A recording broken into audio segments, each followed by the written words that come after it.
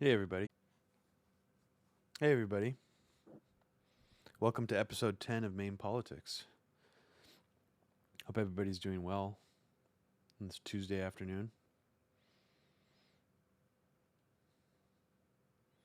I'm going to cruise on over to the chat before we get started here.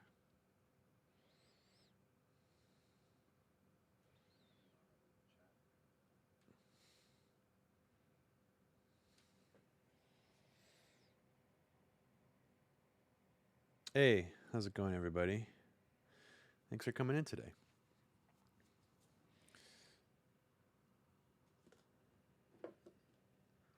I need to say it again, and I hope you don't find this overly effusive, but I'm really thankful that you guys find this entertaining enough to come join me in here and want to chat, whatever, participate. It's really cool, and I really appreciate it. And if you want to unlock all episodes of this show after they've streamed, you can do so at patreon.com/Robbie Martin. Every third episode of the show will likely be for patrons only. Only some of the time. So most of these streams will be free to everyone. And of course, while they're streaming, anybody can watch them. So, yeah, if you're interested in being a completist and getting access to all of them, that's the way to do it. So, it's a few things happening today that I wanted to discuss with you guys. I guess we'll start with the easiest one, the one that's sort of the most on everybody's minds probably right now. In the Twitter sphere, it's all over. Basically, Hillary Clinton isn't stopping acting like a complete asshole. She's just refusing to stop. First, she said that Tulsi Gabbard was a possible Russian plant, and then even insinuated that she could be some kind of GOP plant, which was absurd. And then now Hillary Clinton is going out saying that nobody likes Bernie Sanders. Well, actually, nobody liked him when she was in the Senate. She's also saying that he's a career politician. And she also goes into talking about how it's not as much about that he is as much of a problem. It's that his supporters are basically out of control. But she's also implying in the same interview that Bernie Sanders is fooling everybody and that he just does everything for show and then it's all not real. So I guess out of all those critiques, the only one of them that doesn't seem like a total asshole thing to say, that's not a complete smear, is the idea that Bernie is a career politician.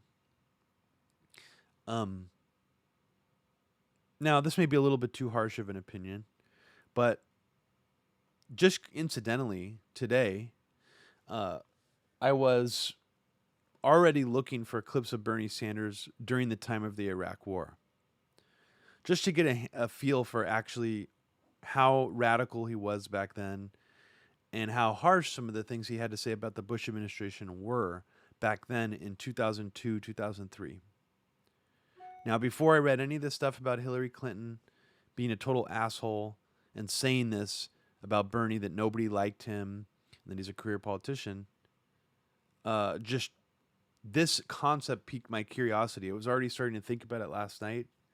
So thank you guys for joining me on that late night version of MAME Politics. I did one at 1:30 in the morning last night.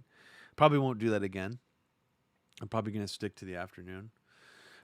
There are a few times where I just completely lost my train of thought and didn't finish what I was actually planning on saying because I was so goddamn tired. So forgive me for that. I'm definitely sharper at this time during the day. But go back and watch Bernie's House floor, or I guess Senate floor speech. I think he was a senator back then too. I'm not exactly sure. On the Iraq war vote. I was surprised, and maybe it's just because I'm I've really only followed politicians like Dennis Kucinich, Ron Paul, even Barbara Lee during that time period, and even people like Lincoln Chafee, and really cherished and remembered very well the things that they had to say against the Bush administration about the war on terror and the Iraq War.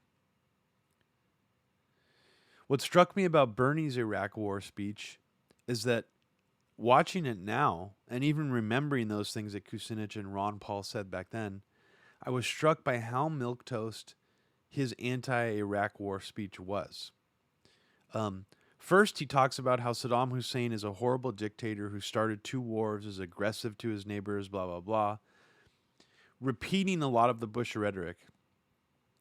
His argument is that Saddam Hussein and Iraq don't pose an imminent threat.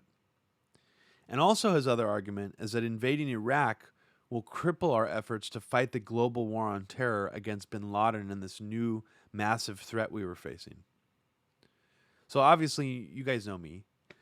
I have a problem with anyone dumb enough or anyone establishment enough to prop up the war on terror paradigm. So I honestly a little bit shocked at how much Bernie actually adopted and leaned into this paradigm in his anti-Iraq war speech. I don't know what I had in my mind or what I was thinking originally, but I think I was probably imagining in my mind that Bernie's rhetoric against the war was a lot stronger, based on how he's perceived now as being more of a radical, more of an outsider. I was very surprised, and maybe I'm just naive, but I was very surprised at how weak that speech was. And I tried to find other speeches as well, and I also found them very weak.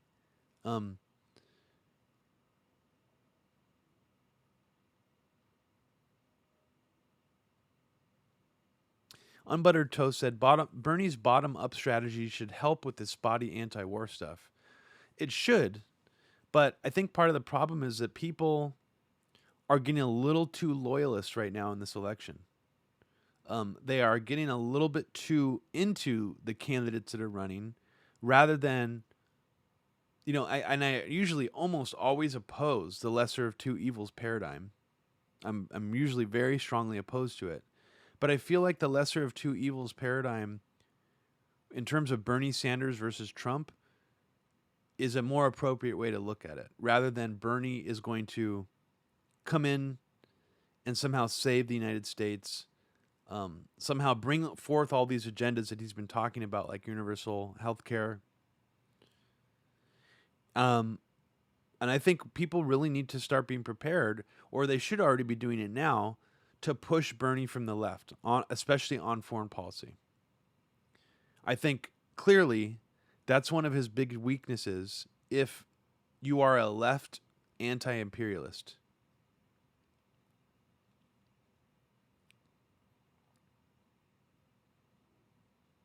So I just want to know what you guys think about what I just said. I mean, am I being too harsh on Bernie? People thought I was being too harsh on Tulsi. Trista just mentioned Tulsi loyalists are completely lost. She says some of them and completely ignore her pro-Israel position. It's sad. So I just don't want the same thing to happen to Bernie supporters. I just think we need to stay grounded here. And we need to remember that elections typically don't change very much. The American empire will continue. Let's just even play out what it would be like if Bernie became president. In what way would Bernie reel back the American empire? Has he talked openly about closing military bases?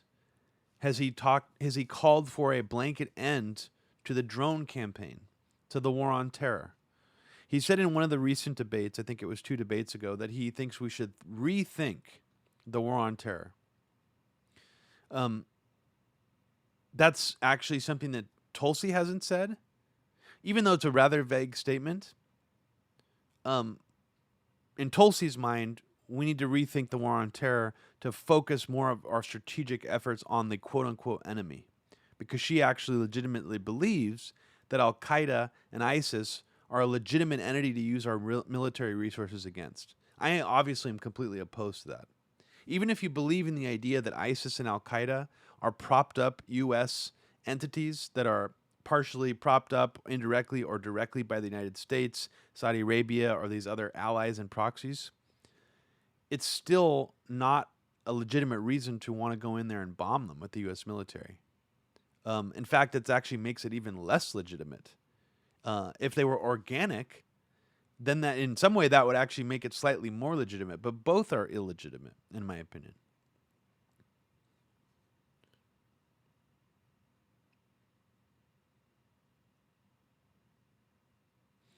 So, and just in case you guys even care, I had a guest planned for today. Not Lori, my wife, who you guys already met on a previous episode. But I had a guest planned for today to come on and discuss his political campaign. Unfortunately, he kind of flaked on me. So I was sort of, I had to scramble to kind of come up with a different plan today, but that's fine. I was a little bummed out by it. I was looking forward to having him on. And I would also expect you guys, to ask him some challenging questions in the chat. Anybody running for public office, I believe, needs to be asked challenging questions. So, hopefully that's not why he didn't come on. But if he does come on, I want you guys to be cordial, but I also don't want you to hold back in asking some challenging questions. Because anyone who's running for public office, like I said, should be challenged. To different degrees, should have their feet held to the fire. So that'll be interesting if he does decide to come on. I'm not sure what's going on. If he just had a busy schedule and couldn't get back to me. But I think that would actually be really enjoyable, and I think it would be an interesting experiment on this show as well. I'm not going to say who it is yet because, yeah, I kind of want it to be a surprise for you guys if it ends up happening.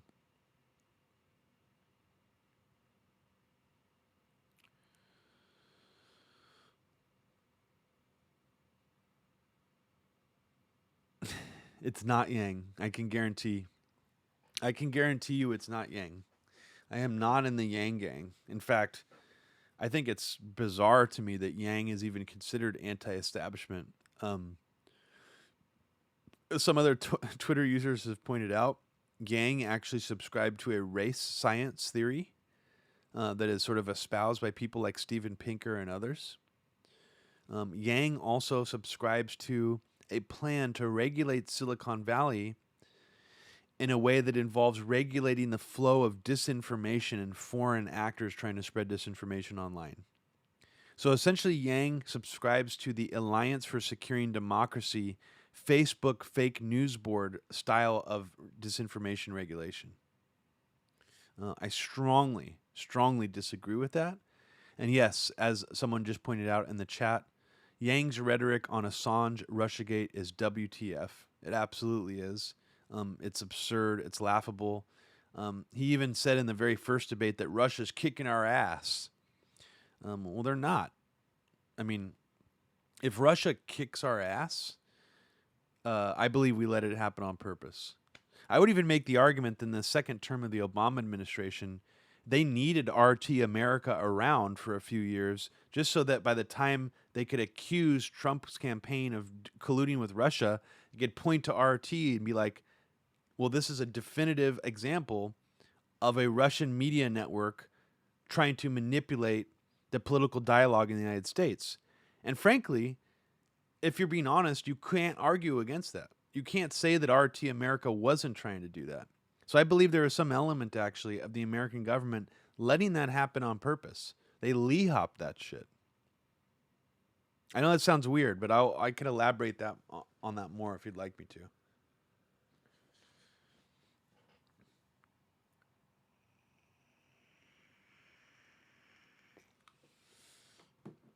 Other things I wanted to talk about today, and I think I'm going to do this a little differently than I've been doing it previously. I'm going to give out kind of just bullet point versions of all the topics I wanted to discuss today. And I want you guys to just discuss them in the chat, or to ask follow-up questions, or to just make, you know, elaborate on them if you have anything more to say about these things I'm going to bring up. There's a couple more things that I want to talk about other than Bernie. And also, you know, if you like Bernie and if you're going to vote for him in the primary, tell us why. You know, even if you agree with some of the things I'm saying, because I'll, full disclosure, say now that I will likely be voting for Bernie Sanders in the primary. I am definitely not going to vote for Tulsi Gabbard. And part of the primary reason is I don't think Tulsi Gabbard is an honest operator. I don't think that she has been fully honest about why in 2014 she was conflicted on torture and espousing neocon rhetoric, and why in 2019, 2018, she's completely anti-torture. There's no explanation of how she got from point A to point B. And I think for someone who actually espoused neocon talking points about torture that, you know, not too long ago, that's a really big deal, and it actually really concerns me. And I think it should concern anybody who's truly concerned about civil liberties or war. And it's honestly very sad to me that only Jordan Chariton and maybe Glenn Greenwald, you can give him credit, for actually trying to hold her feet to the fire over those comments. Jordan Chariton told her to her face that he thought it was wishy-washy. But unfortunately, in both examples, they don't actually get a straight answer out of her in the end.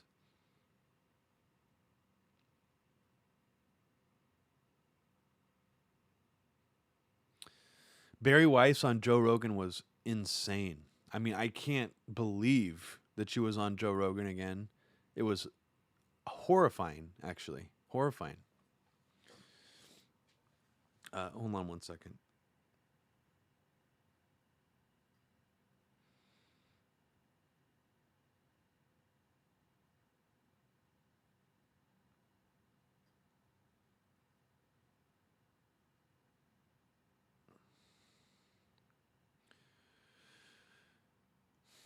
I'm texting my wife.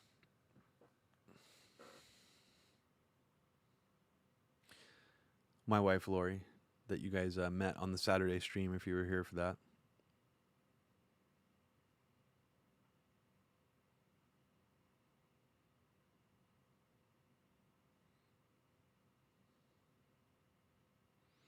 Joe Smith.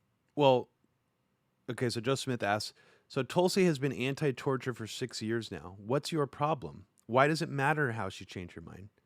Well, Joe, it's very simple.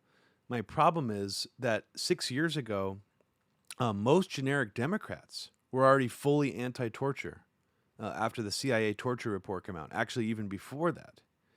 So not only was she behind the generic status quo neoliberal Democrats on that issue, she was behind John McCain, a neocon. And what she said as the reason why she was still conflicted on torture is straight out of the neoconservative era of post-George W. Bush, 24. She literally brought up a 24-like ticking time bomb scenario. I think that it's fundamentally very problematic when any politician ever openly expressed any conflict about the idea of torture.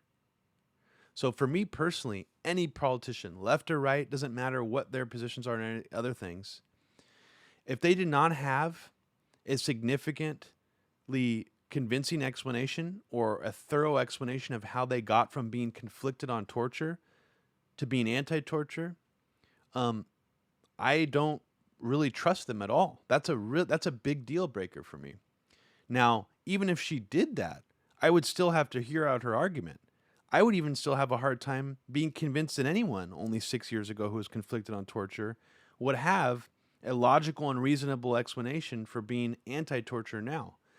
You could make the best argument in the world, and honestly, it would still be really hard to convince me that someone made a full legitimate turnaround on that issue.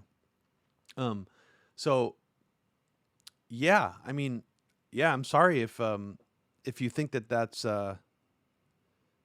me having a problem. I mean, that's just me being really against anyone who is even remotely espousing pro-torture rhetoric or who had a conflict on torture.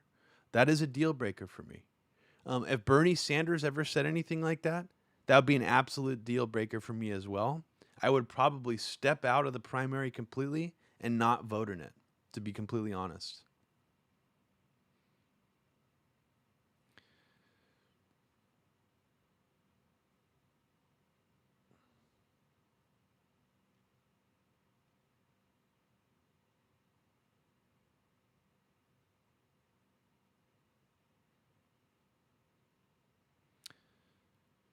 Yeah, well, I mean, Joe Smith says generic Democrats said they were anti torture, but only because they were opposed to Bush.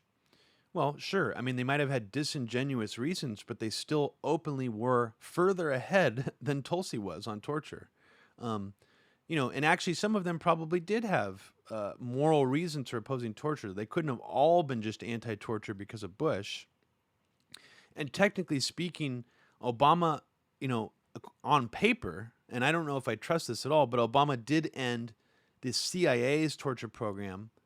They just continued to rendition people, meaning exporting torture. So when you say he didn't do anything about torture, that's technically not true. He just basically hid it even more. Um,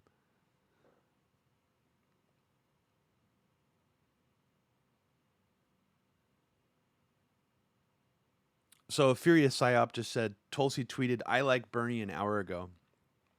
That's cute to have that kind of solidarity. I just tweeted, I like Bernie better than Trump and anybody else in the 2020 primary, but I'm still not that jazzed about him.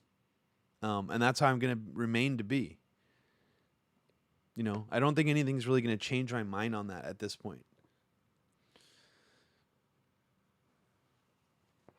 So the other subjects I wanted to bring up, I didn't even really get to them. Sorry, I'm taking so long to get to all these subjects. But also, we have today the continuing impeachment trial that's reached the Senate now. Trump finally has his own legal defense team out there, going back and forth with the Democrats like Adam Schiff.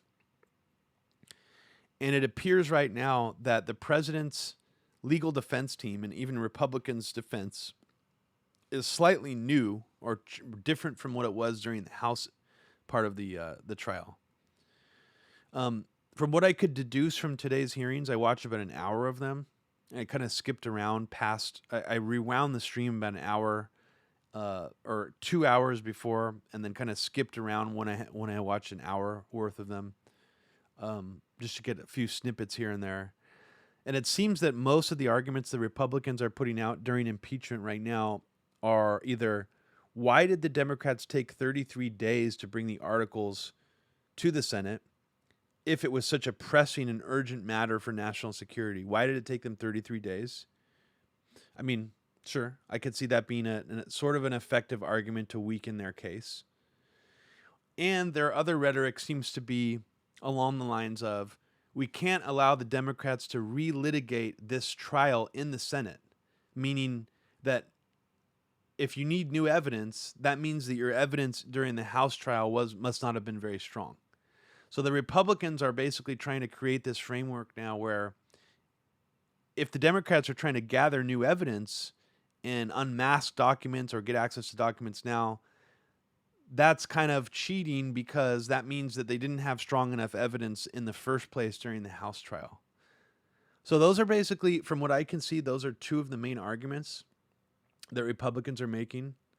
So what do you guys think about those arguments? Do you think they're good arguments? Do you think they're slightly better arguments than the last arguments that you heard from Republicans? Yes, Trish, I saw the explainer about modern monetary theory in the Patreon comments.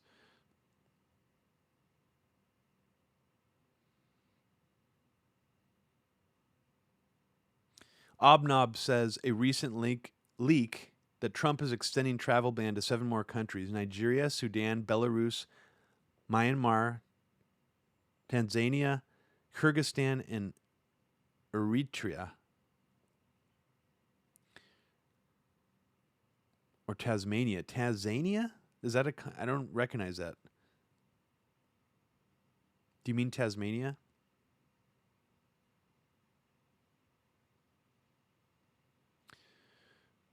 Somebody says, Impeachment bucket theory. Republicans will flip on impeachment to not expose the shifty FISA court FBI just in time to install President Pence for the impending biblical war on Iran. Oh my God.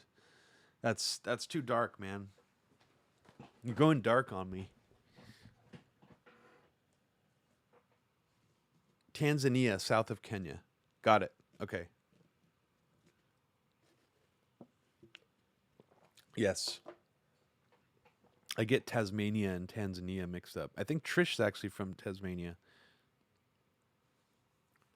Sorry, Robbie, default. No problem, man. Usually that's my default too. I just do a good job of hiding it for you guys.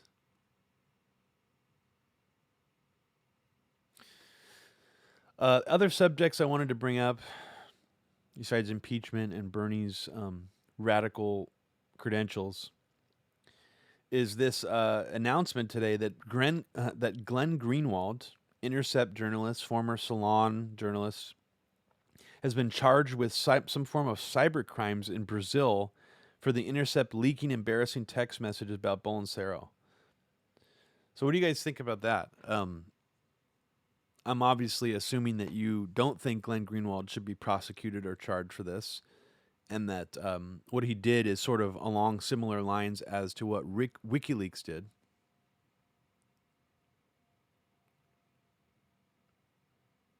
Adam G just mentioned that Glenn got assaulted not too long ago. Yes, he did get assaulted on a live, I believe it was a radio appearance with some Brazilian government official. Pretty crazy to watch, actually. What was in the leak? Unbuttered toast ass. Let me look it up, actually.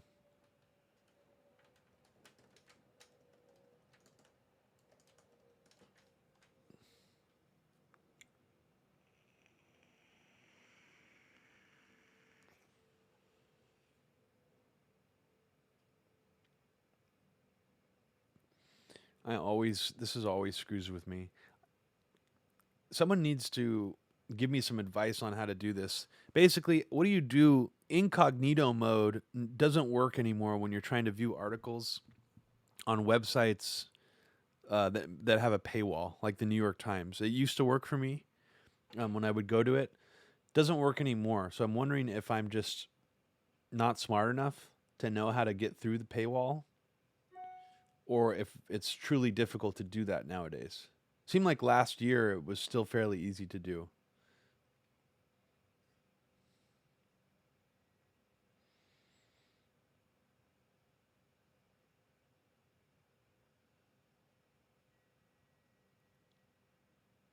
So, according to the Daily Beast, an Daily Beast writer named Lloyd Grove, I have no idea what his credentials are or his history is. So, he says in his article, the messages implicated Brazilian prosecutors and judges in a plot to arrest and jail Bolsonaro's opponent, former President Luiz Inácio Lula da Silva, on bogus charges and prevent him from running for a third term in the 2018 election. So that's pretty fucked up. So it's kind of like the WikiLeaks leaks leaking that Bernie Sanders was being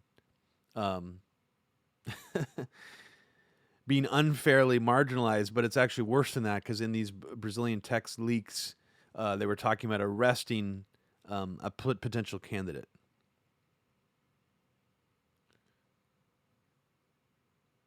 Use a VPN, Obnob says. That might work. I'm going to try that, actually.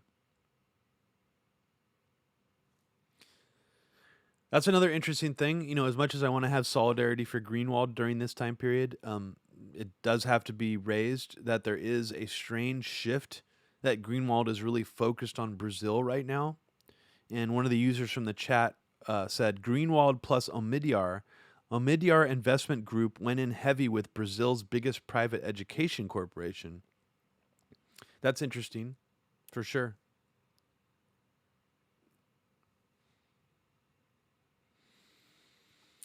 Trish brings up the point that Brazil is charging GG with basically the same thing the U.S. charged Julian Assange for communicating with. Yes, definitely. Glenn Greenwald is not Brazilian, Obnobs. He lives there with his boyfriend, David Miranda.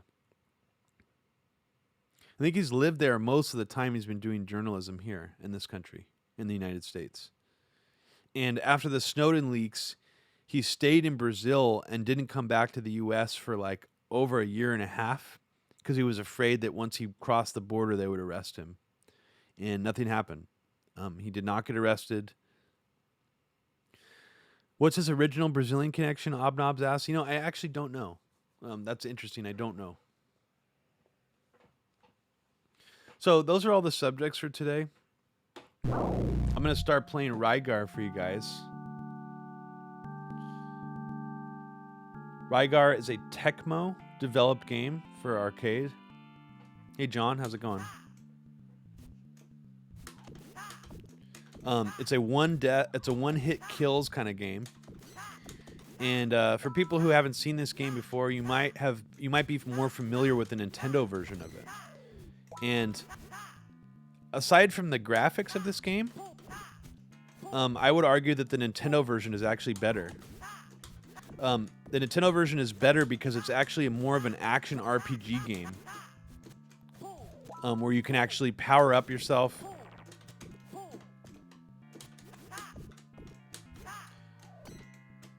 But I've been kind of hooked. Yeah, see, one-hit kills. It's fucking hard. I've been kind of hooked on these 16-bit style platformers that came out before the Sega Genesis, the TurboGrafx 16, or the Sega Genesis. As I was saying on last night's stream, I played 2 other 16-bit style platformers. The original Ghosts and Goblins by Capcom. Is that Sega Genesis and TurboGrafx 16 were sort of meant to be able to be arcade quality home console systems that were able to play some of these style of games with more than 16 colors, because the original NES I think only has something like 16 colors.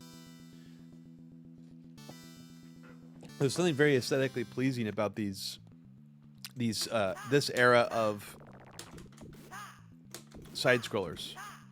And this game is kind of just enemies just keep running at you. You really only have this upward attack and the side attack.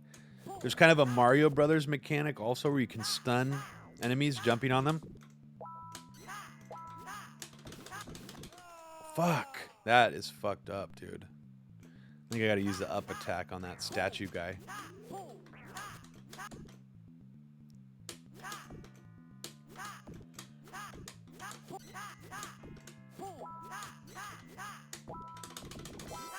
Yeah, I gotta use an upward attack on him. That's weird statue. Yeah, in the Nintendo game, you definitely have more than one hit. So first of all, the Nintendo game's easier.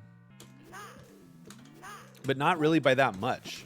I mean, it's hard for other reasons. The bosses on the Nintendo game are fucking hard.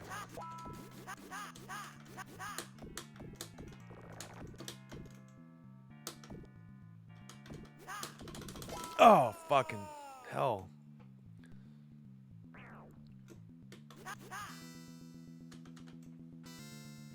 The only time this game, Rygar, got an actual home translation, like arcade accurate translation that I know of, is on the Atari Lynx, which, if anybody doesn't know what the Atari Lynx is, it was, as far as I know, it was the first ever 16-bit portable console that wasn't just a recreation of a pre-existing console. It was only available as a portable console. It was huge. It was maybe like this big, pretty heavy. Took something like 8 AAA batteries. One of the cool aspects of the Atari Lynx is that it was made for right and left-handed players. You could flip upside down the entire Atari Lynx like that and flip upside down the screen and play and switch the buttons and the control pad to the other sides of the game. So that's the only time I know Rygar actually was translated to a home console.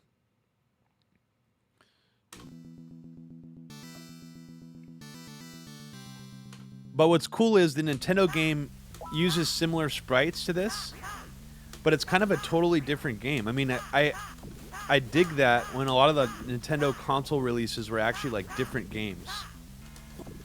Ah, fuck. So I don't know how many continues this game gives me, but we're gonna try to get as far as possible. Holy shit, man, it's hard. In a way, this game kind of reminds you of Adventure Island, because the amount of enemies that are constantly coming at you, how it's one-hit kills. Fuck. But in Adventure Island, time is also your enemy. This game doesn't seem to have as much of a time limit, really.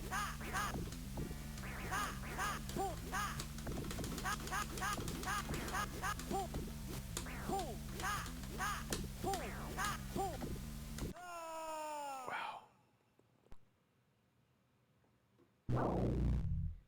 This is definitely what you call a quarter muncher. I did not get a chance to check out Bungie's Desert Storm. What system is it for? Is it for Sega Genesis? Is it for PC? Because at some point on this broadcast, I do want to play more games like that.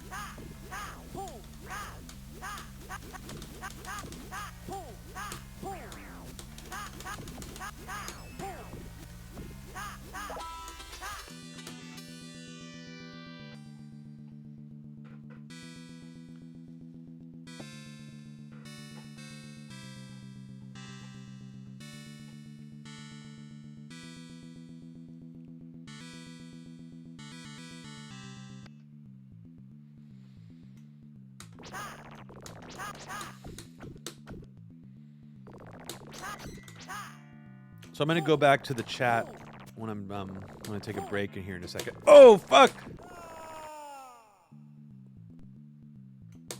And address some of your guys' questions and comments. Holy shit! I don't know what how many. Oh! Can I jump on any kind of enemy in this game? I'm like afraid to jump on certain ones. They seem sketchy to me.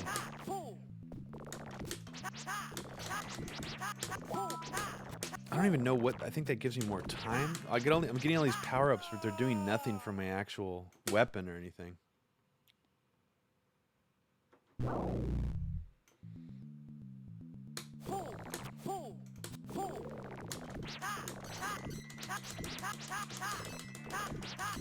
What the fuck am I supposed to do there? Are you kidding me? It's kind of interesting that the game, once you, it's kind of cheating a little bit. If you just keep dying, you keep advancing throughout the level and don't have to fight the enemies you just died on.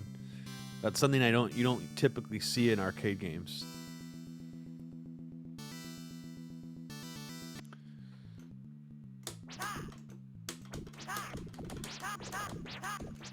God damn, this game is incessant.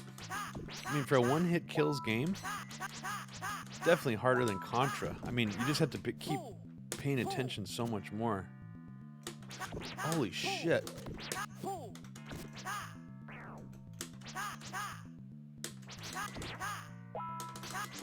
What is that? Is that bat gonna fucking jump on me? Motherfucker.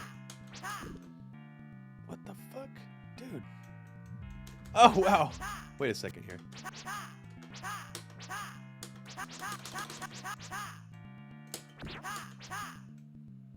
Guess I'm supposed to take that guy out before I climbed up here. Oh well, too bad. Let's see if he can get me.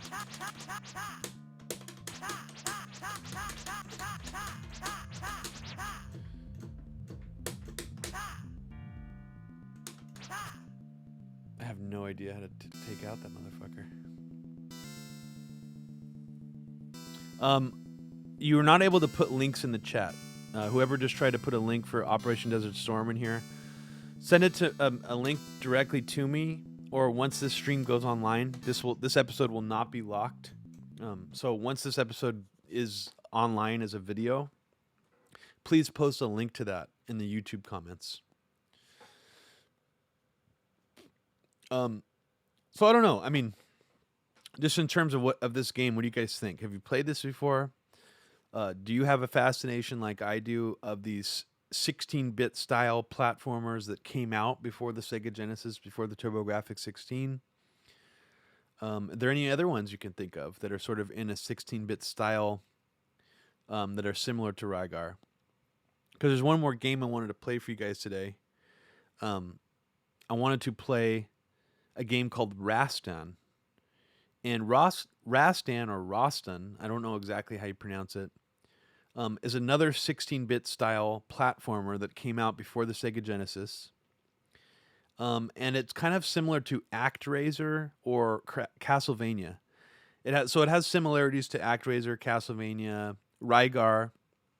Also, there's another game by Data East that I plan to play for you guys on a future episode called Karnov, which also had a Nintendo release that was pretty close to the arcade, played very similarly, and it's one of the hardest games ever. I mean, it is fucking insanely hard.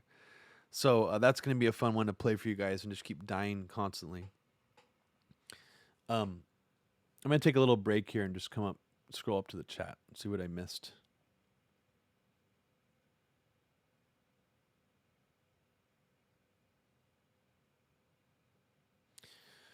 Joe Smith says Republican arguments against impeachment are pretty weak. They don't address the facts of the articles of impeachment. Yeah, that's what's strange to me is the legal defense from the Trump side seems to be rather weak. And during the House trial, the reason kept changing. And that finally, Trump's team and his surrogates landed on the defense that Trump was actually trying to defeat corruption in Ukraine. And that's what the phone call was about. Now, obviously, no one believes that. No one believes for a second that Trump gives a shit, cares one iota about the idea of corruption in Ukraine. Clearly, that's not the case. So, just on its face, that's an unbelievable reason. And I think I was saying on the podcast with Abby a few weeks ago that the Republicans who are saying that, you can tell they don't even really believe it. Their heart's not even in it. So, to me, that was a strange and weak legal defense to land on, is that no. Trump was really trying to stop corruption in Ukraine. That's what it was about. He wasn't trying to personally, investigate the son of his political rival.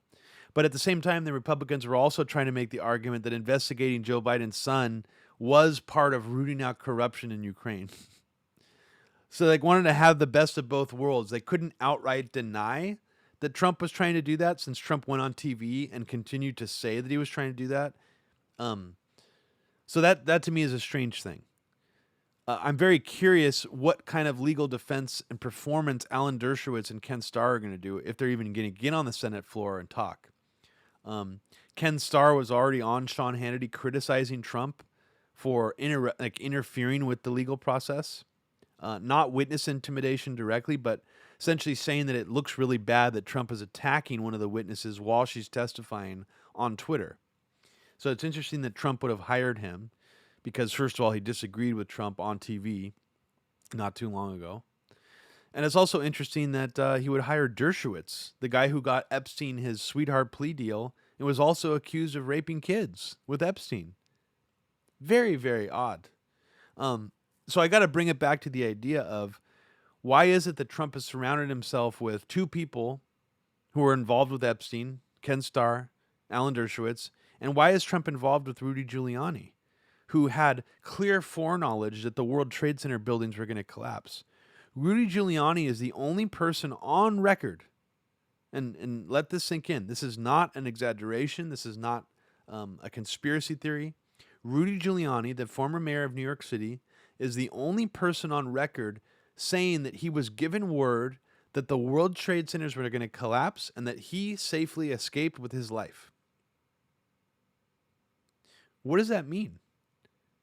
And then the fact that he later tried to lie about what he said and said that he got some information that the World Trade Center could collapse within an 8 and 10 hour time period. It's an obvious lie that he's trying to rewrite history. If you listen to his original interview on the Peter Jennings show, Rudy Giuliani clearly says that he got word that there was going to be an immediate kind of collapse. He doesn't say immediate, but the way he's talking about it on the Peter Jennings interview, that's clearly what he means. Very creepy. Very, very creepy that Trump has surrounded himself with all these people who act like they're against the deep state. Well, Rudy Giuliani can't be against the deep state if he was given this miraculously profitable contract to clean up anthrax at the Florida AMI building. He made apparently $9 million on that deal. How did he get that contract during the Bush era? It's very, very odd that Rudy Giuliani even had an anthrax cleanup company called Bio One. I mean, that in and of itself is extremely suspicious. Um, Rudy Giuliani's fire chief, Bernard Kerik, also went on television on the day of 9/11. People from the press asked him at a press conference, how did these buildings collapse? There's a lot of reports of explosions, explosives. What's going on? Where are you guys at in your investigation? Bernard Kerik comes out with basically the pancake collapse theory, official story of how the World Trade Centers fell before any structural engineer, any official body, any scientist had a chance to look at any of the data and examine it. He already had, on the day of 9/11, the official story wrapped up in a nice little package in a bow. And guess what happened to Bernard Kerik? He got handpicked by Donald Rumsfeld, okay, to work as the secondary under Paul Bremer as occupation governor during the Iraq occupation. Somehow, this guy who worked under Rudy Giuliani as a fire chief all of a sudden goes to Iraq to work for Paul Wolfowitz, and then later goes to serve out a prison sentence for embezzlement and fraud. Okay?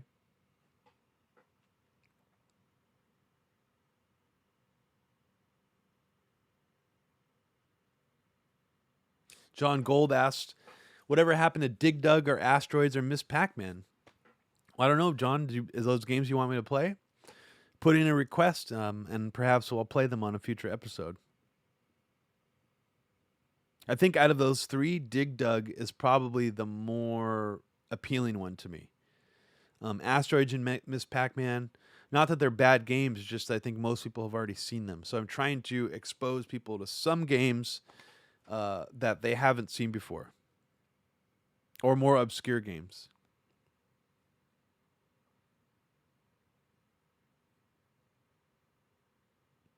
John Gold also pulled out an interesting quote from Bernie Sanders.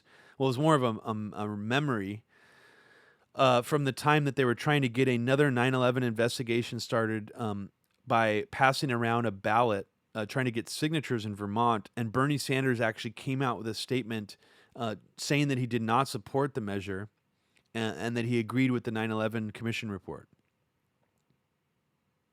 It just seems strange to me that Bernie would have needed to come out and say that. That disappoints me as well. The 9/11 Commission report, by any measure, was a fraud and a cover-up. And any journalist or any politician who shilled for it, or who defended it, or who agreed that it was good, or that Bush did a thorough job, is, in my mind, sort of complicit in that cover-up. Because even the most milquetoast neoliberal establishment journalists in the world, under a lie detector, would have to admit that that was a cover-up. They would be lying if they said anything else. If they knew about it, they would be absolutely lying, and it would show up on a fucking lie detector test. Even Matt Taibbi, who shit on truthers for a whole chapter in his dumb book, actually had to acknowledge in a private exchange with John Gold that, yes, of course we were lied to on 9/11. But, of course, Matt Taibbi didn't spend any energy or any of his writing gigs to expose that fact. Instead, he spent a whole bunch of energy mocking and marginalizing people who were asking questions about 9/11. That's what he chose to do instead. And as I've said before, I do not respect any journalist who has spent more time mocking people looking into 9/11 than they have actually looking into 9/11 themselves journalistically. If you as a journalist have chosen to spend more of your energy mocking truthers than actually looking into the subject yourself and taking a journalistic approach to it, you really fucked up.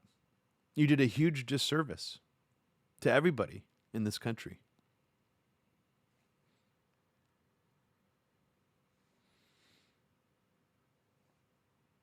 Adam G says, has anyone here ever played the PS1 game Heart of Darkness? I loved it.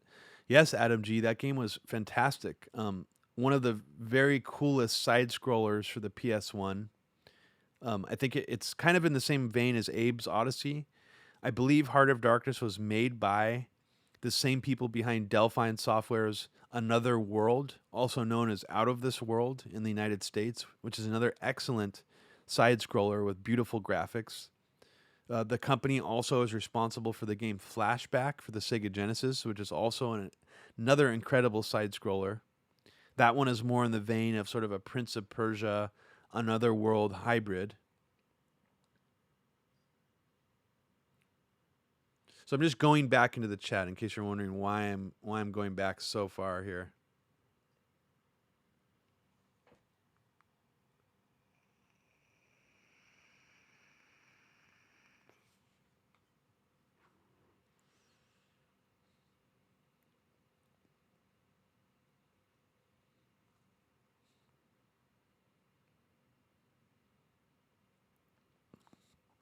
Heather Barnes, she says, I just remember watching WTC 7 going down and listening to that, which was strange.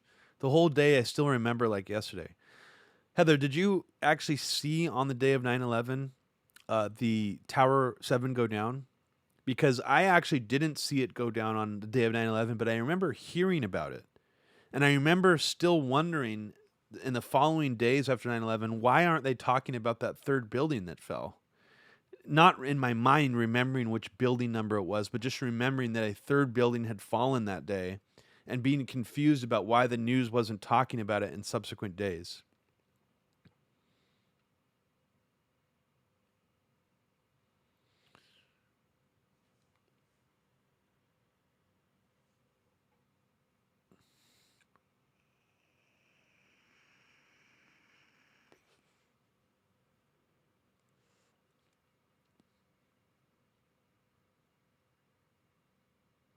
Paul Wellstone's an interesting subject matter.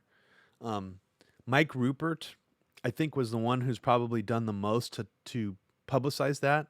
He believes Paul Wellstone was basically assassinated in a fake, some kind of staged version of a plane takedown, where someone crashes in a plane, but it somehow deliberately malfunctions, something like that. I might be putting words in his mouth, but to be honest, I'm not really super familiar with what Paul Wellstone's pushback was on the 9/11 narrative. I know that he was one of the politicians openly speaking out against the official story.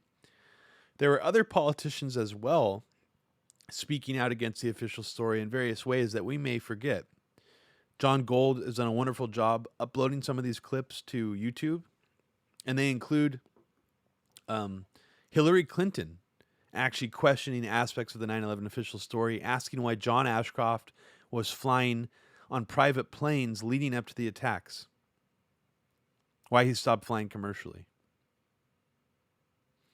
Wellstone was a founder of the Progressive Caucus, him and Bernie. Interesting obnobs. Was Dennis Kucinich also a founder of the Progressive Caucus? Obnob says he strongly believes that Wellstone was murked by the feds. I mean, I have no reason to overtly deny that happened. I'm just not as informed on that aspect of 9/11 as I should be. So feel free to send me anything about Paul Wellstone. Adam G. By the way, I sent that Bellingcat Chris Hedges video on Twitter.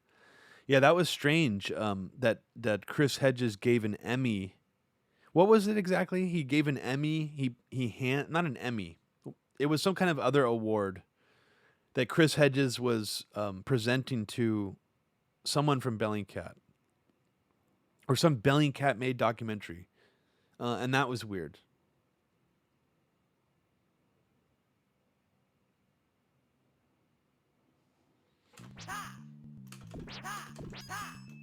So it looks like I've caught up with the chat. If I'm getting that information wrong about Hedges, please correct me down below and tell me what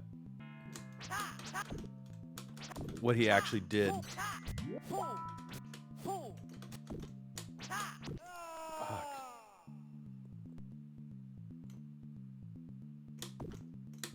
It's okay.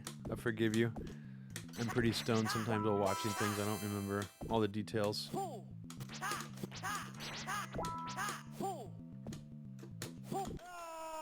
Jesus.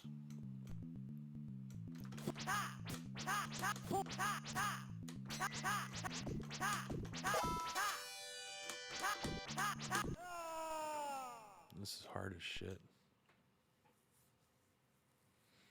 Murked.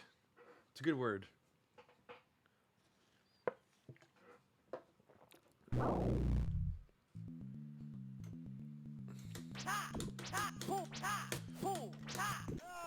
I thought I could jump on that rock. That's funny. Some of the rocks in the background are a little... Jesus. Are you kidding me?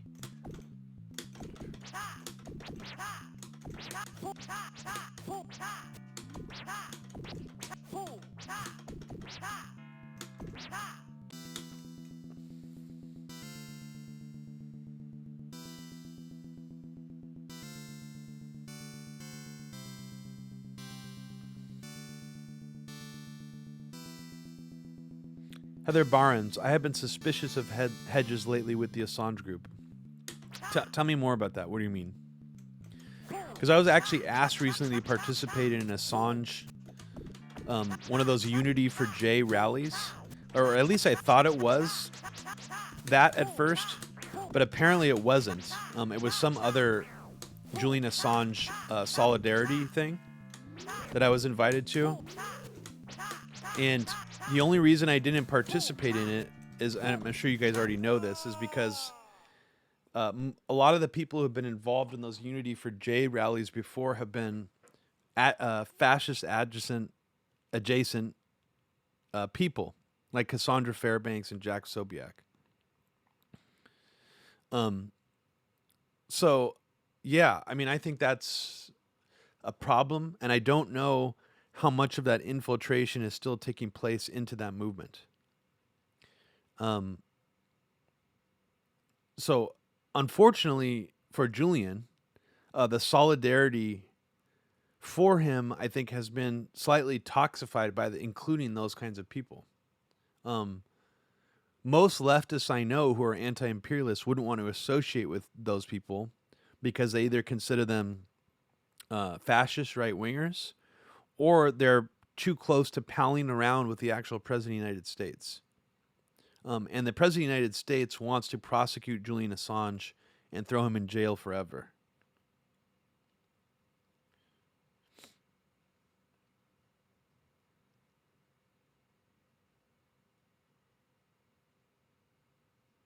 As a Consortium News live vid in an hour or two. I'm not sure what you mean. You mean just like one of their broadcasts? Just speaking on Consortium News really quick, I used to be a huge fan of the website. And I feel that after Robert Perry passed away, sadly, the website really took a dive. And they brought on a bunch of writers who were part of the Unity for J group, who I believe made very, very poor decisions and actually helped destroy solidarity surrounding Julian Assange. And so it's weird to me that people like Susie Dawson are huge participants at Consortium News now. Now, people are probably already familiar with the fact that Caitlin Johnstone wrote a very bizarre hit piece about me for merely saying that she was acting manic on Twitter, even though she herself has also used the word manic as an insult before to talk about people. She took what I said and characterized it as me being ableist and shaming her potential mental illness, and wrote something like a 3 or 4 page screed about how me, an influential leftist, someone who has literally 1/10, I think, the amount of social media following that she does if you combine Facebook and Twitter. So first of all, it's absurd to call me an influential leftist when I'm so much smaller than her footprint online. But then for her to disingenuously try to smear me and shame me online. I mean, it was honestly one of the most pathetic, disgusting, and sad things I've ever seen. And so, yeah, just the fact that her and Susie Dawson are both writing for Consortium News on a regular basis is enough to just really turn me off and think that Robert Perry's legacy is kind of being shat on. And I don't know if it's from his son or the other people who are involved in the website, but it's big time disappointment for me to watch what's happened to Consortium News. And I'm sure there are still people doing fine work there. I'm not trying to shit on everybody who contributes to the site. It's just clear that it's taken a different, less strong, less journalistically honest direction since it started. And since Robert Perry died, for sure.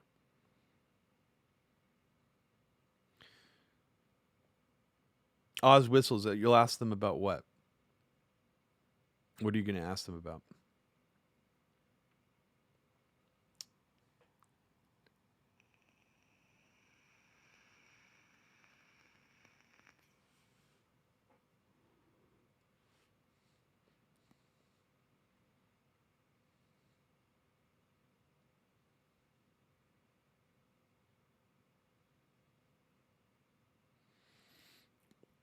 Oz whistles. I don't think they'll take that question very kindly. When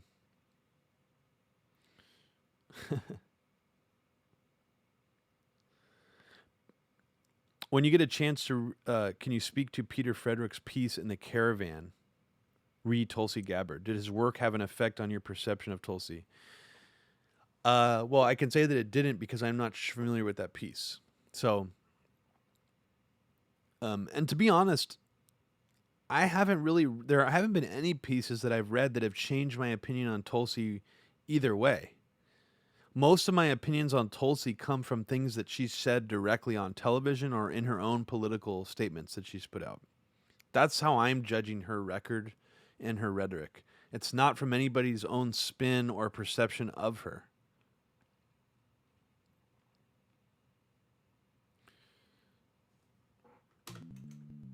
Should have played this hard-ass game again. Some Rygar.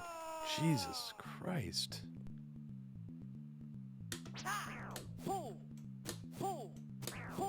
Yeah, I have spoken to her, and she has lied blatantly to me in a Twitter exchange and claimed that she was not the first person to publish a story talking about John Podesta's spirit cooking event at his house. Well, I can tell you with certainty that she was the first person to publish a story about the spirit cooking event at John Podesta's house. And the fact that she's so close with Eric Prince of Blackwater and gave him a softball interview on Big League Politics and appears to be somewhat his friend is also extremely questionable and leads to the other thing that I've been looking into for the past 3 years, that Eric Prince actually helped plant the seeds for Pizzagate on a Breitbart radio interview right before the Podesta emails dropped. Now, because of that reason alone, I can understand on some level why there are people inside the establishment who have been looking at this whole thing and thinking that somehow people on Trump's own campaign or team were tipped off to the Podesta email leaks. I could understand that because that is my understanding of it too, is that somehow Eric Prince had foreknowledge about what was about to come and started dropping breadcrumbs about how Anthony Weiner had child pornography on his computer and that also had Hillary's secret emails still on his computer, and that it was going to blow open possibly a pedophile scandal that involved Huma Abedin and Hillary Clinton. So for Eric Prince to say this and claim that he had NYPD sources, detectives that were feeding them this information, or insiders in the federal government who knew this right before the Podesta emails dropped, followed by the Cassandra Fairbanks story about spirit cooking to sort of create that narrative right away, to me is beyond coincidental. But no, I'm not saying that Russia hacked those emails.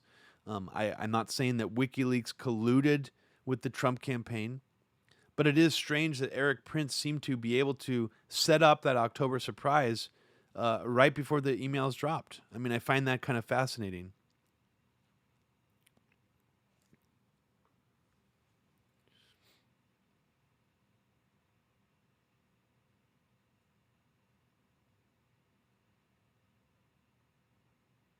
Tom Collector, Robbie, why do you think people are so hesitant to take criticism of Tulsi seriously? Are we just too hardcore about what being a peace candidate is? Tom, well, I would argue that I haven't met anybody who's strongly opposed to the war on terror who can't take the critiques I'm making on Tulsi seriously. So what I've found is most of the people who just defend when you bring up these problems with Tulsi Gabbard's rhetoric and her platforms is that they actually themselves subscribe to the war on terror. They actually themselves think that it's a legitimate use of military force to continue to endlessly bomb Al Qaeda and ISIS. So from what I've found, it appears that most of Tulsi Gabbard's hardcore supporters who don't or aren't able to have discussions about her and the problems with her policy are people who actually support her version of the war on terror and don't have. And when I say her version, I mean that's basically a neoconservative worldview. I haven't had a debate with anybody who's been like, yeah, her rhetoric on the war on terror is a problem, and I have a lot of problems with it, but she's still more anti-imperialist than Bernie, and here's why, because of this reason and this reason.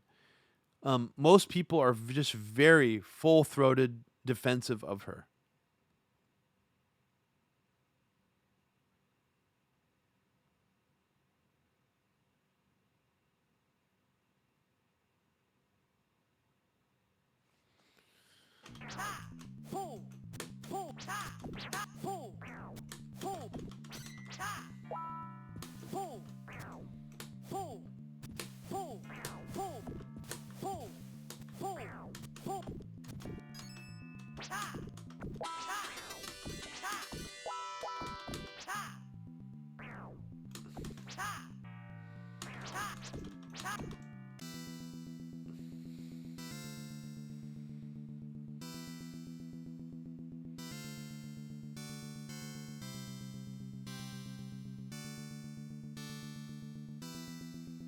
Obnobs, what is your take on third parties this time around? I'm very frustrated with the Green Party recently.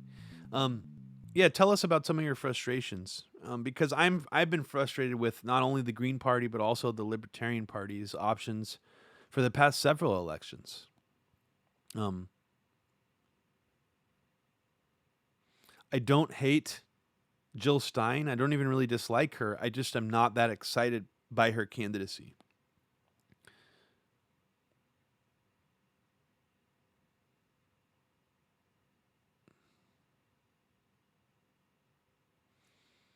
South of the Border Smoker says he just jumped over from the impeachment theater. Strange but predictable shit. What's going on now in that? Tell us about it. South of the Border Smoker also mentions the only third-party candidate I voted for in the previous election, Gloria La Riva at the PSL. He says is the only third-party candidate I dig right now. I feel the same way. Although she's barely anywhere. I mean, she's not getting any publicity whatsoever. So when it comes to people as hardcore as Gloria La Riva, you're not going to see them anywhere on television, obviously.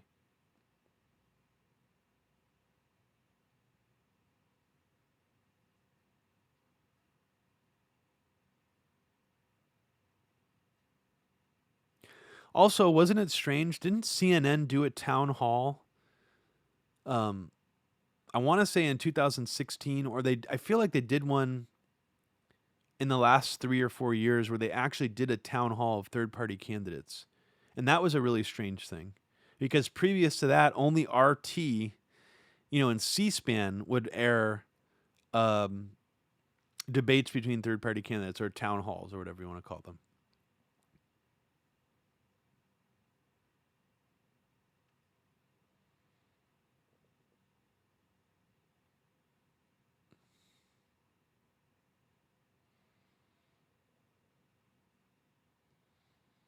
Yes, I remember when Larry King hosted that third-party debate. Adam G says, "Oh my God, that girl on MSNBC criticizing Bernie's body language towards Elizabeth Warren was so anti-Semitic."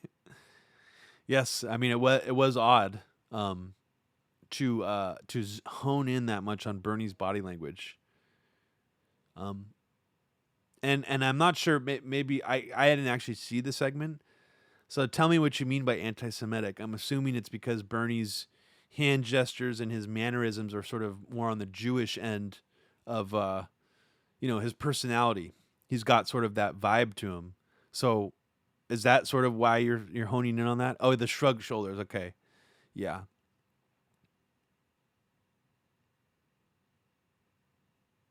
Did you guys know that Larry David of Seinfeld Curb Your Enthusiasm fame is actually cousins of Bernie Sanders? I didn't realize that actually until they appeared on Good Morning America together. Speaking of which, I would recommend everybody check out the new season of Curb Your Enthusiasm. I was quite pleased with it. Very pleased.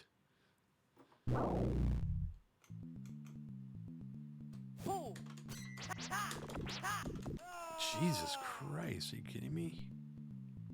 Yeah, look how much leeway they give you in this game. See, I probably wouldn't have been able to get past that part. They just let me go right straight through it. Fuck that.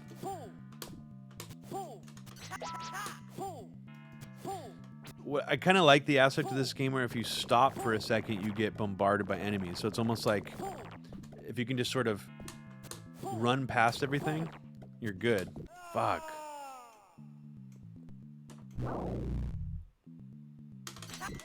What am I supposed to do with that motherfucker, though? Let's see if they actually let me continue here.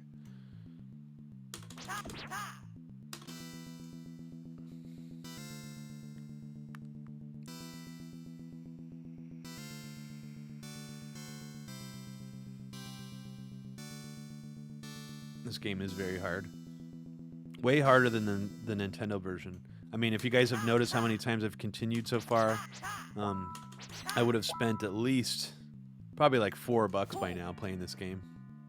Easily. This fucking bat. Oh, come on, motherfucker.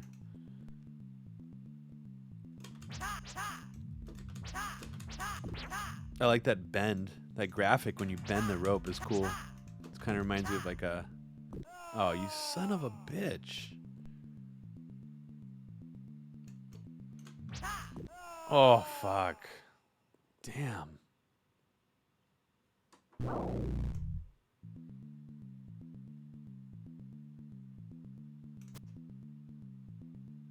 Oh, this is cool. It's a different level design.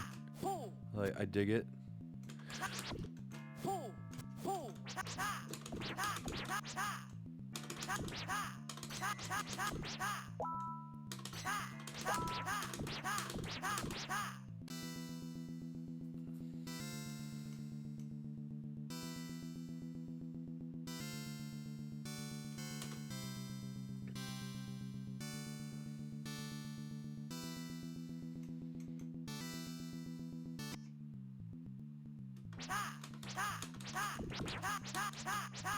God damn it. What is that supposed to do? What do these power-ups even do? I'm totally baffled by the power-ups in this game. Doesn't seem to give me anything. Doesn't do shit. Holy crap.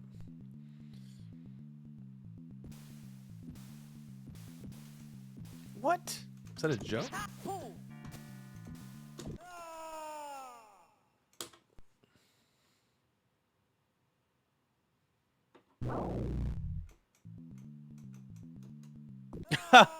Just dropped straight into the lava there. That was embarrassing. It's cool that I could just cruise through this game after I keep dying. It really gives you a lot of leeway there. Oh my god. Jesus. Holy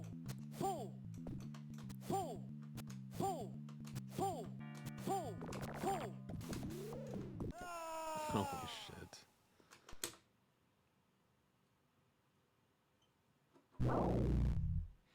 No, you're not going to get a Super Mario 64 speed run. You're not going to get a Super Mario 64 anything. Don't want to offend anyone, but I don't like Super Mario 64. I never have. I never was a fan of the Nintendo 64 in general. I was more of a Sega Saturn guy and PS1 guy. Peppo. MAME stands for Multi-Arcade Machine Emulation. So what I'm running right now is basically a Raspberry Pi system, miniature computer inside of a joystick chassis that is directly connected to about 5,000 different MAME arcade game ROMs from all different eras. Jesus Christ.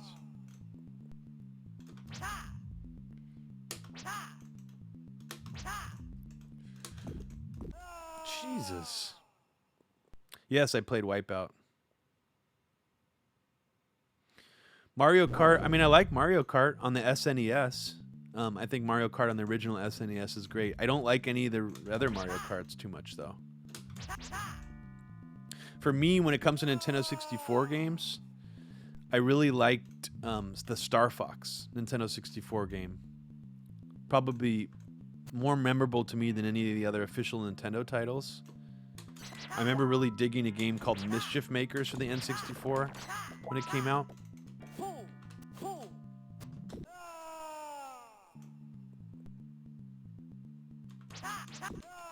Oh my god. No, Obnobs. I never had the Game Boy Advance version of it. Saturn Obnobs, I would tend to disagree. You probably need to look at the Saturn catalog. And there's probably a lot of Saturn games out there that you would probably be interested in playing. They're just very obscure. South of the Border Smoker, no, I never bought a GameCube. And what was disappointing to me is one of my best friends, I tried to buy his GameCube from him several times. He had a used GameCube and a bunch of games. And then one day he just informed me that he gave it to his roommate that he didn't even really like that much. And I was kind of like, you fucking asshole. I asked to buy that from you. And you just end up giving it to your roommate who you've said was a dick. Bummed me out. I never ended up buying a GameCube after that. But when it comes to GameCube, my favorite game for the GameCube is definitely Wario World. It was the only time since the Virtual Boy and the Game Boy Advanced, or I think the original Game Boy, that they made side-scrolling Wario games. Ned, what's a Sega Genesis game that you would like to see me play? Because I could play Shinobi on here as well. That's actually on this system. And it's the original Mega Drive version of it. Well, when I say original, I mean the Mega Drive remake of it, because Shinobi was actually an arcade game before Sega Genesis. Oh, man.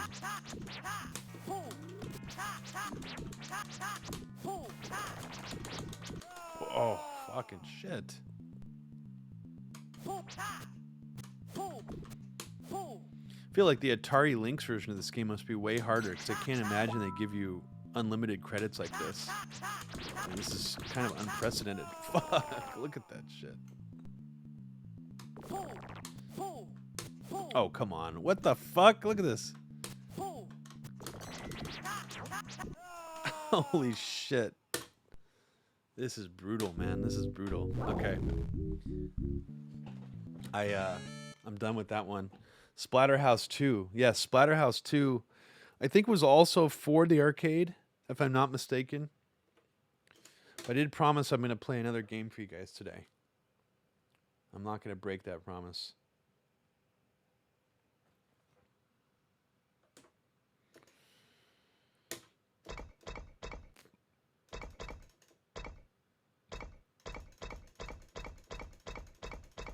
You'll notice this is a very similar game to Rygar. I've just been on this 16-bit platformer kick recently.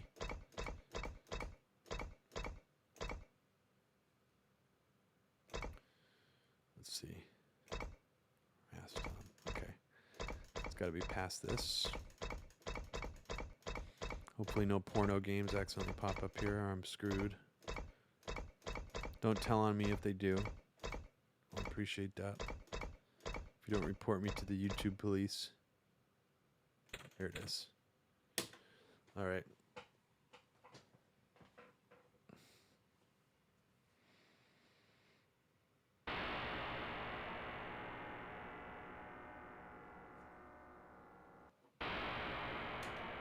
What's up with Michael Tracy and Gabbard? Is he just a campaign spokesperson at this point? It's a little bit strange. It is a little bit odd. I get it that he wants to sort of prop her up, but I think he's made a choice to not be a journalist in that situation. He's more a campaign spokesperson. Yes, Tom Collector. That is some FM synth sound on the opening of this game. Yes, this is actually, you've honed in on why I'm so into these games right now. I mean, listen to this. Really nice, sharp, crispy FM sound in this game. I'm going to turn it up, actually, so you can hear how wild this is. I really dig the sound in this game.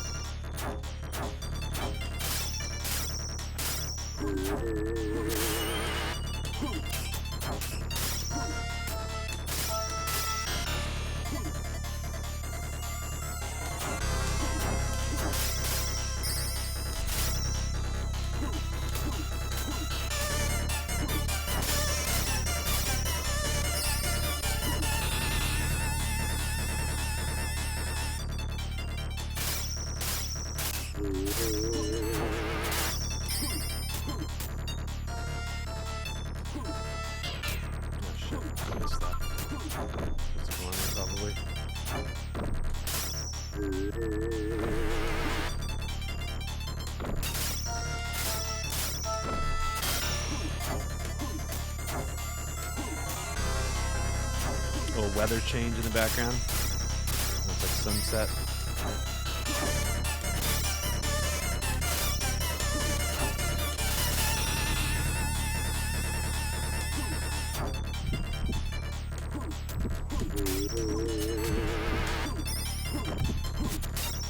Oh shit.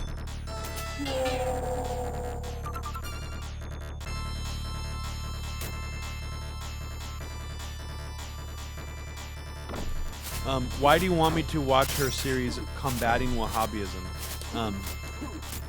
Are you wanting me to watch it because you think Kim Iverson sounds virtually identical to someone like Sam Harris on the same issue? Because that's what her rhetoric sounded like to me.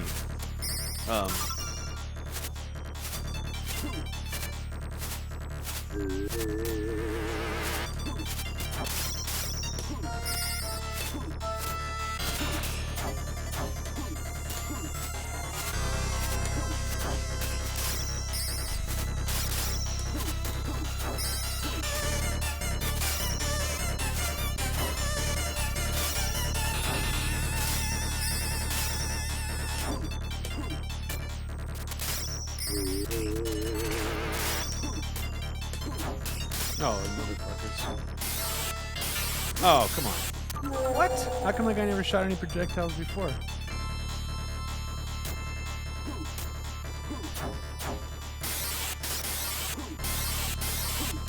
I thought Peter H says he didn't like how Michael Tracy kept interrupting me. I don't actually remember that on the live stream. I thought that Michael Tracy was pretty fair about it. At least more honest and fair than I thought that Nico House was during the debate.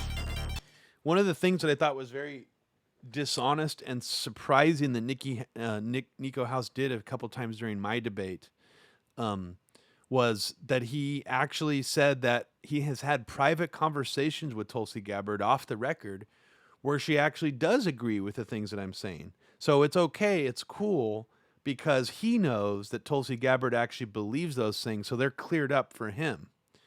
So I was kind of thinking to myself, that's absolutely not an argument. If she's not saying these things publicly and only saying them to you while you guys are hanging out, you can't count that in a debate when you're debating a politician's policies. Otherwise, that gives someone sort of like a secret cache of information that they can use that's not on record. So it's kind of like, no, that's just not a fair way to debate. And I was surprised that he kept pulling that out. He pulled that out, I think, 3 different times. And just in terms of being an honest debater, honest presenter, I thought it was very odd. Um,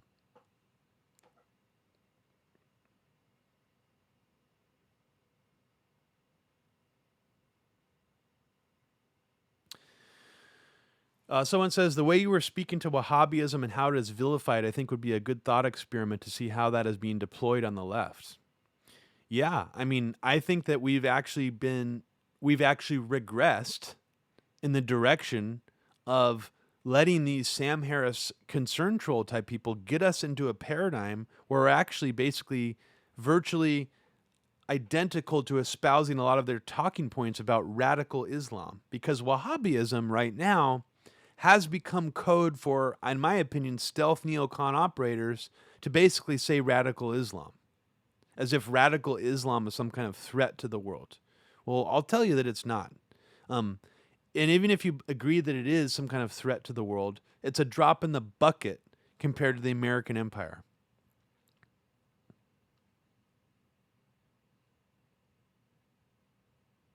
Guardian Heroes, White Seed. Guardian Heroes is a great game. I will definitely try to read that.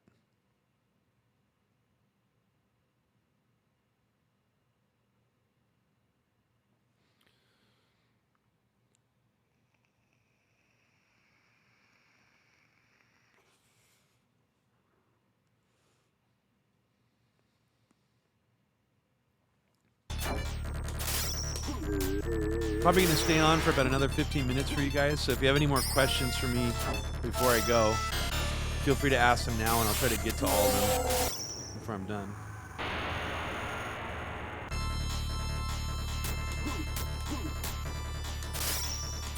This game has a great FM synth soundtrack and sound bed.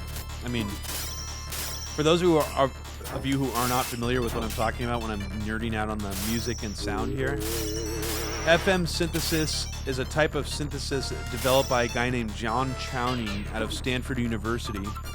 He sold the technology as part of the Karma program at Stanford to Yamaha, which is a Japanese instrument-making synthesizer company.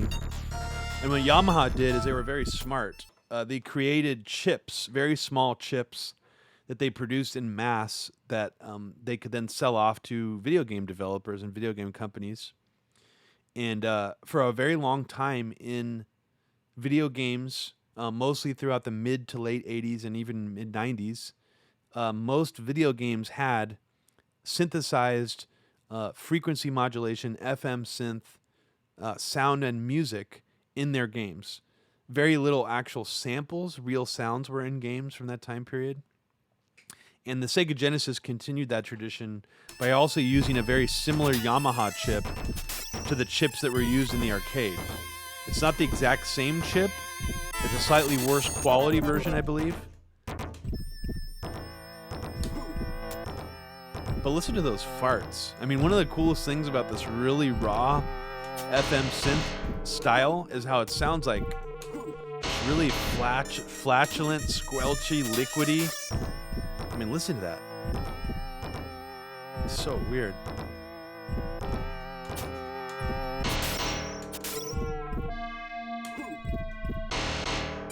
You almost find no chiptune composers, for example, that write music now that sounds like this. It's sort of a hard style to emulate, to make it sound this weird and specific.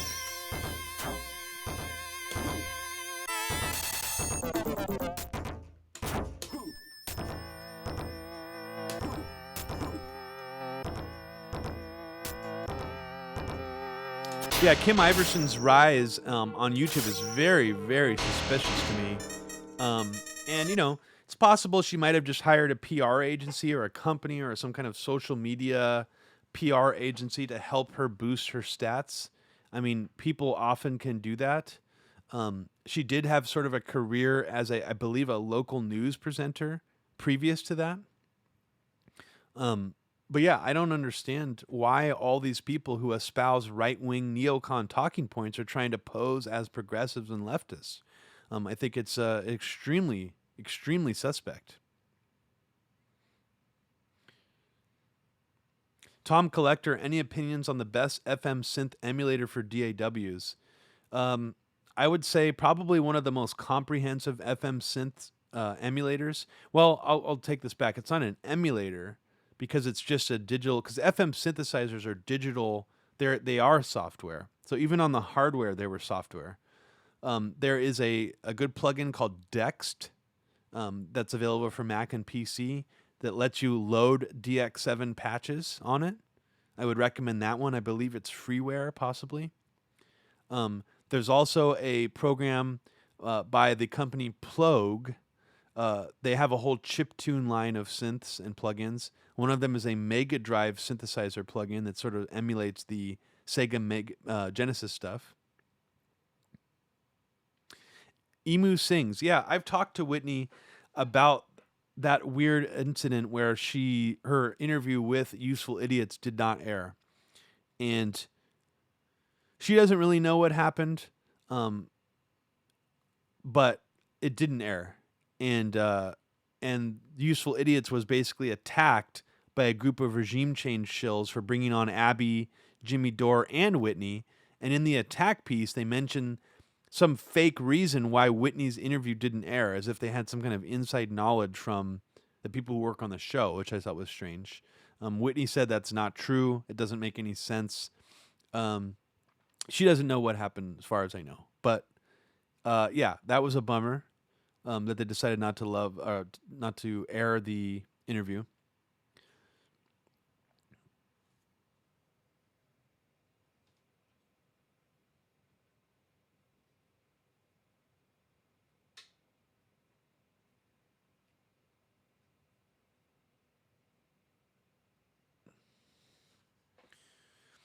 I wouldn't waste your time on Kim Iverson. Well, Sandy, that's generally how I feel about it. That's why I barely talked about her. Only when someone asks me about her do I comment.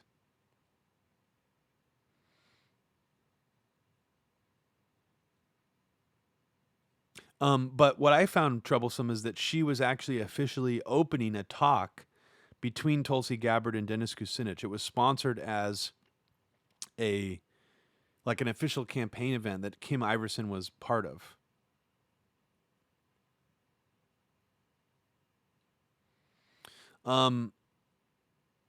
Peppa, to be completely honest, I think Partisan Girl puts out a lot of very problematic neocon sounding rhetoric. I don't appreciate her or her rhetoric at all. And I have never really been on board with the things that she says. I think it's very reductive. I think she puts out a lot of problematic narratives about jihadis. And it's very incompatible with my worldview on the war on terror and U.S. imperialism. And she's recently putting out a bunch of false, completely smear attacks about Bernie Sanders being a founder of Israel. So she's now blatantly putting out false information about Bernie Sanders.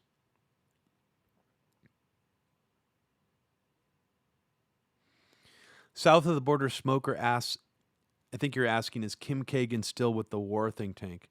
I think you're asking about the Institute for the Study of War think tank, and yes, she is. She's still the head of the Institute for the Study of War. And as I said on last night's late night broadcast of Maine Politics, episode 9, Jennifer Carolla, who's part of the Institute for the Study of War, actually said, kind of expressed with excitement, that we're not in the Obama era anymore with foreign policy. This is a new era of foreign policy, meaning that Trump is actually willing to push through some of these pipe dream fantasies that these neocon war makers have always wanted to do on Iran. She was expressing excitement about that. Tom Cotton went on the Mark Levin show a couple days ago and expressed extreme excitement and loyalty towards Trump for doing so much for Israel and doing so much to try to disrupt the Iranian regime. These are both very scary developments. Very scary. And Bill Kristol, oddly, isn't saying a goddamn thing about it at all. If you look at when Soleimani assassination happened on Twitter, Bill Kristol is just talking about completely unrelated things. He didn't comment on it at all, and I find that very fascinating.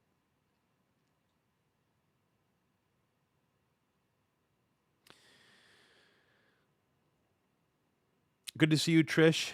See you later. I'm probably going to sign off here too soon.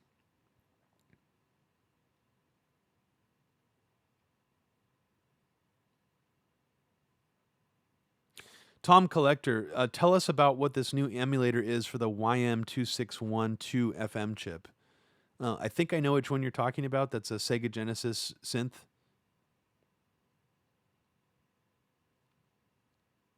Name drop it here. Because I think you're talking about a different one that was made by Plogue.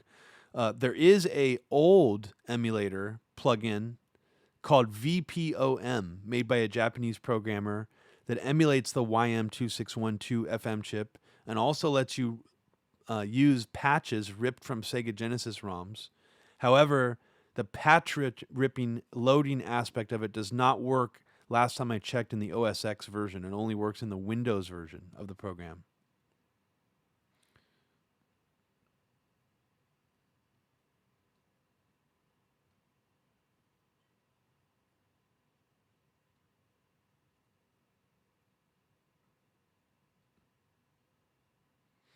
South of the border smoker asks, you think Trump will bring back those dancing children for a rally this year? Man, I hope so. That would be great. It'd be really great if he did. Those really creepy girls in that song that they made.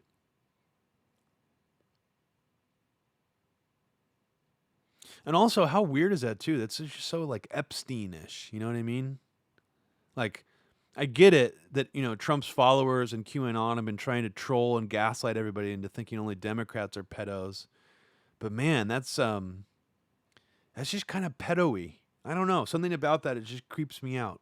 Really does. Really does. But I think that's where I'm going to leave this episode for today. Thank you so much for joining me, guys. I'm going to finish it out with some Rastan. Oh yeah, I listen to a lot of ambient White Seed. One of my favorite groups of all time, actually I'd argue my favorite group of all time is Soviet France, who I think are some of the most important ambient music pioneers of the last 30 years. And I was very privileged and excited that the two remaining members of Soviet France who still do a podcast called A Duck in a Tree, they dig my music, my Fluorescent Grey tunes enough to include them sometimes in their podcast, A Duck in a Tree. And their most recent episode of A Duck in a Tree has one of my Fluorescent Grey tracks in it. So I was very excited about that. So shout out to Soviet France, Mark Warren, Ben Ponton. You guys are awesome. Huge fans. Very thankful that you like my music enough to include it in your podcast. And I haven't announced this really officially yet, but I do have a collaboration album in the works. It's still in the early stages with Soviet France member Mark Warren. We're planning to do a Fluorescent Grey Atom Mother Earth split album at some point in the next year. Mark Warren solo project is Atom Mother Earth. He's now one half of Soviet France, and yeah, him and I are collaborating. He's an awesome dude.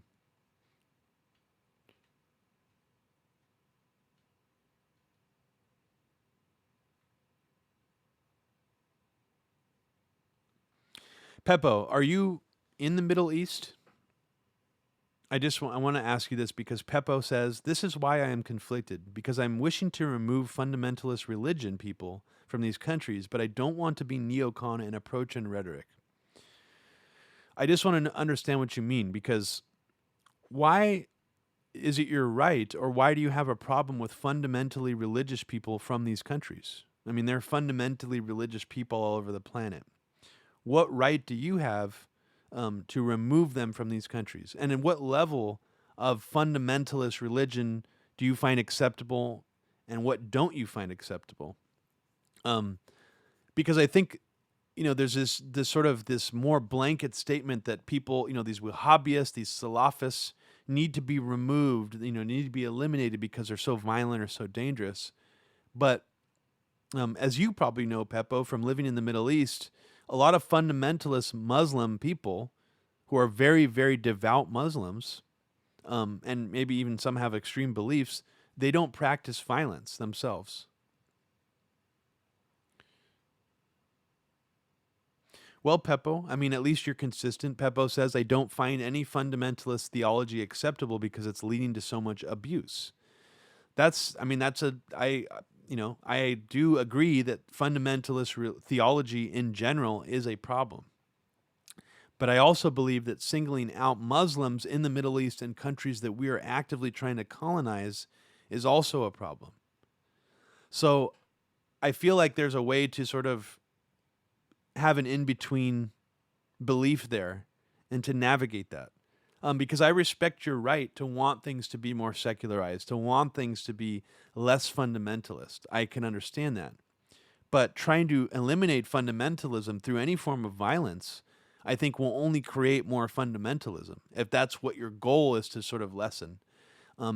If I was religiously fundamentalist and somebody tried to bomb my fellow religiously fundamentalist friends in an attack because I was so religiously fundamentalist, that would automatically make me become more religiously fundamentalist and cling to my religion to justify what I want to do in revenge.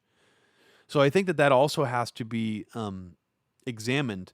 Not the idea of blowback necessarily, the way that leftist anti-imperialists normally talk about it, but just on a human level. What would you do if you were a fundamentally religious practitioner and someone tried to bomb your practice or your belief system out of oblivion? You would only probably cling more strongly to those belief systems.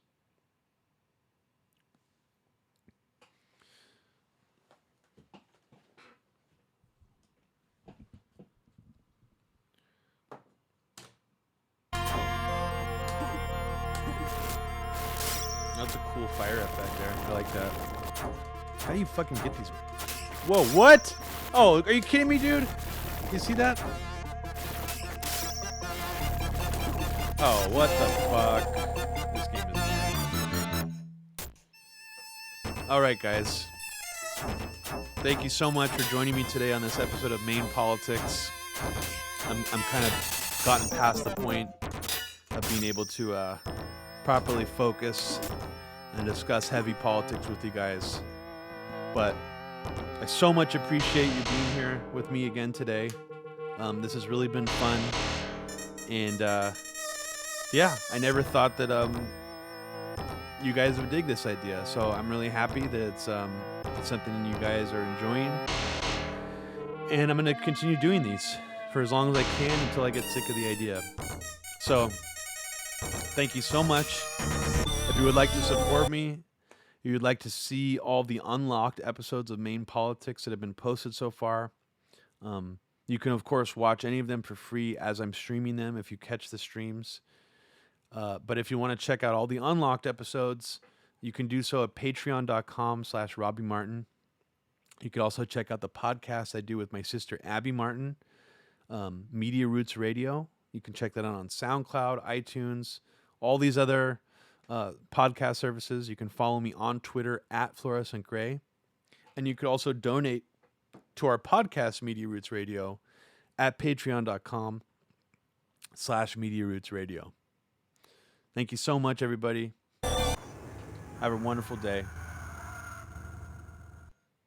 Take care.